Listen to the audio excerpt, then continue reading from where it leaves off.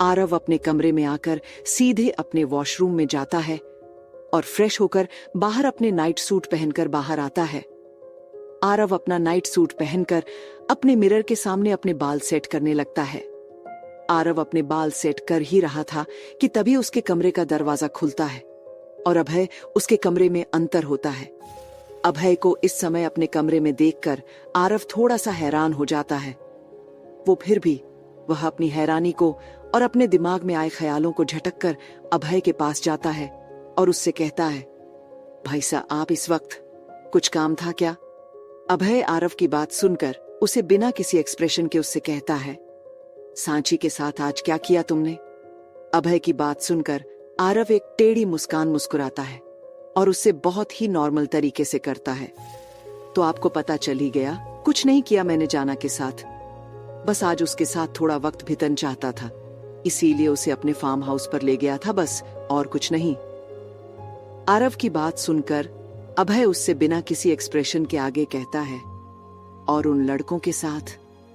अभय की बात सुनकर आरव उसकी तरफ देखता है और उससे कहता है, तो आपको पता चल गया कि मैंने उन लड़कों के साथ क्या किया। उन्होंने मेरी जाना को छुआ था, बस उन्हें उनके किए की सजा दिया मैंने। यह कहकर आरव अभय को फार्म हाउस के पास सांची के साथ उन लड़कों ने जो कुछ भी किया वह सारी बात बता देता है।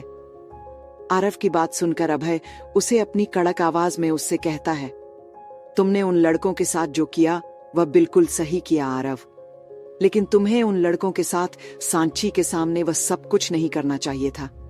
तुम जानते हो ना सांची कैसी है, तुम्हारे ऐसा करने से वह तुमसे और डरने लगेगी। अभय की बात सुनकर आरव एक डेविल मुस्कान मुस्कुराता है और उससे कहता है, ये तो अच्छी बात है ना भाई साहब कि जाना मुझसे डरेगी, वैसे भी इंसान का डर उससे सब कुछ करा देता है। मेरे लिए सांची के अंदर का डर ही उसे मुझसे शादी करने के लिए मजबूर करेगा। आरव की बात सुनकर अभय उसके बिस्तर पर शान से बैठता है और अपनी रोबदार आवाज में उससे कहता है, शादी की फिक्र तुम मत करो और उसके लिए तुम सांची के अंदर अपना डर पैदा करने की जरूरत नहीं पड़ेगी, क्योंकि सांची अब खुद तुमसे शादी करने के लिए हाँ कहेगी, क्योंकि उसका इंतजाम मैं पहले ही कर चुका हूं। 2 दिन के अंदर अंदर उस घर से तुम्हारे लिए खुद रिश्ता आएगा। अभय की बात सुनकर आरव उसे अपनी कंफ्यूज नजरों से देखता है और उसके पास बैठकर उससे पूछता है, क्यों भाई साहब आपने ऐसा क्या किया है जिससे जाना खुद मुझसे शादी करने के लिए हाँ करेगी? आरव की बात सुनकर अभय एक तिरछी मुस्कान मुस्कुराता है और उसे कहता है, तुम्हारे सवाल का जवाब तुम्हें बहुत जल्द मिल जाएगा। फिलहाल तुम आराम करो, अपनी जाना के साथ वक्त गुजार कर तुम थक चुके होंगे। यह कहकर अभय आरव के कमरे से चला जाता है।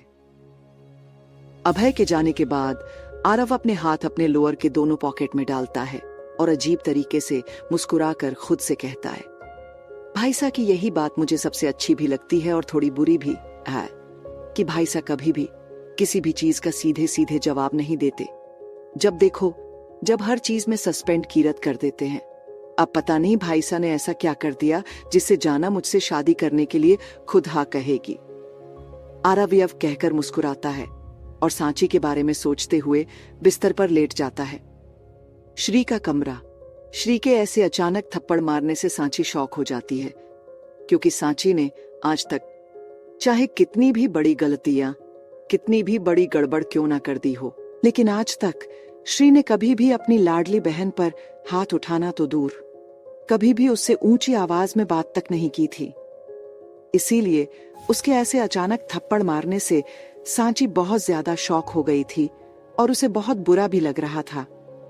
सांची अपने गाल पर अपना हाथ रखकर श्री को अपने शौक नजरों से देखते हुए उससे कहती है, दीदू आपने मुझ पर हाथ उठाया, अपनी सांचू पर। सांची की बात सुनकर श्री गुस्से गुस्से उससे कहती है, हाँ हाथ उठाया क्योंकि तंग आ गई हूं। मैं तेरी रोज रोज की गड़बड़, रोज रोज की गलतियों से 1000 बार तुझे मना किया है मैंने कि अपनी गड़बड़ और गलतियों को करना बंद कर दे, लेकिन तू मेरी बातों को कभी भी सीरियस नहीं लेती है। श्री की बात सुनकर सांची रोते हुए अपने भरे गले से उससे कहती है, लेकिन दीदू इस बार मैंने क्या गलती की है जो आपने मुझ पर हाथ उठाया? सांची की बात सुनकर श्री गुस्से से उसके दोनों कंधों को पकड़ती है और उसे थोड़ा हिलाते हुए उसके गुस्से से और थोड़ी ऊंची आवाज में कहती है, क्या गलती किए ये पूछ रही है तू मुझसे? तुझे नहीं पता कि तूने क्या गलती की है? श्री के ऐसे गुस्से से और चिल्लाने से श्री थोड़ी सहम जाती है और उससे रोते हुए कहती है, नहीं दीदू, इस बार मैंने कोई गलती नहीं की है। इस बार तो सारी गलती आरव जी की है। सांची की बात सुनकर श्री उसके कंडे को छोड़ती है और उस थोड़ा गुस्से से उससे कहती है, आरव जी की गलती है, तेरी नहीं है।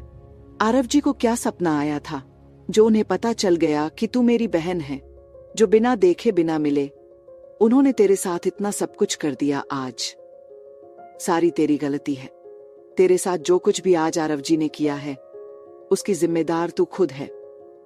कितनी बार मना किया था मैंने कि चुप हो जा, किसी से कुछ मत बोल, किसी से कोई बात मत कर, जो जैसा चरा है उसे चलने दे, लेकिन तू अपनी हरकतों से बाज कहां आने वाली है? क्या जरूरत थी उस दिन प्रताप मैसेज जाने की? मेरे मना करने के बाद भी तू प्रताप मेंशन क्यों गई?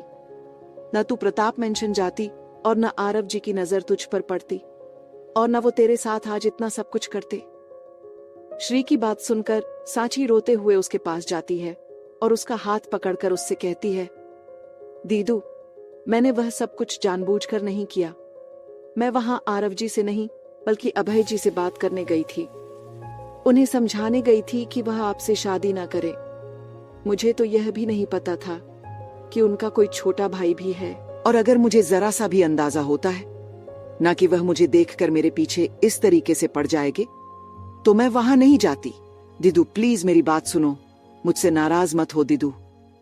सांची की बात सुनकर श्री अपना हाथ उससे गुस्से से छूटती है और उससे घोंस से अपना मुंह फेर कर उससे कहती है, मत कह मुझे दीदू, नहीं हूं मैं तेरी दीदू समझी, और मुझे तुझसे कोई बात नहीं करनी है।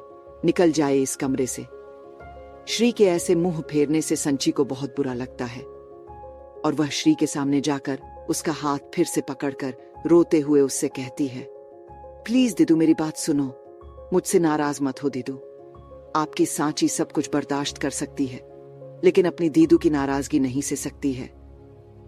सांची की बात सुनकर श्री फिर से उससे अपना हाथ छुड़ाती है और गुस्से से उसे कहती है, मैंने तुझसे कह दिया ना सोचूं कि मुझे तुझसे कोई बात नहीं करनी, निकल जाए इस कमरे से। श्री के कहने पर सांची कुछ नहीं कहती है और उसके सामने खड़ी होकर रोने लगती है। जब श्री के कहने पर भी सांची कमरे से नहीं जाती है तो श्री गुस्से से उससे कहती है, ठीक है, तू नहीं जाएगी ना इस कमरे से? ठीक है, मैं ही यहां चली जाती हूं। श्री ये कहकर वहां से जाने लगती है। श्री को जाता देख सांची उसके पास जाती है और उसके सामने खड़े होकर उससे कहती है, नहीं दीदू, आप मत जाइए, आप यही रहे। जब गलती मेरी है तो मैं ही चली जाती हूँ इस कमरे से बाहर। ये कहकर सांची रोते हुए कमरे से चली जाती है। सांची के उस कमरे से जाने के बाद श्री की आंख नम हो जाती है और उसकी आंखों से आंसू गिरने लगते हैं और वह रोते हुए जमीन पर बैठकर जोर जोर से रोने लगती है।